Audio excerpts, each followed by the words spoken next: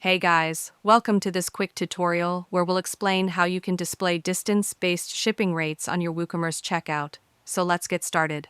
First, open up your browser. Google Chrome works best, and go to your WordPress admin panel. Log in with your credentials. Once you're logged in, head to your Woocommerce dashboard. On the left sidebar, scroll down and click on Plugins. Then click Add New. In the search bar, type Distance Rate Shipping for Woocommerce, or any similar plugin like Flexible Shipping.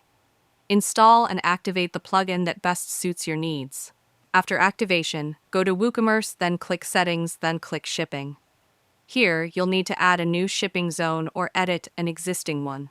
Inside the shipping zone, click on Add Shipping Method, then choose Distance Rate Shipping from the drop-down and click Add Shipping Method.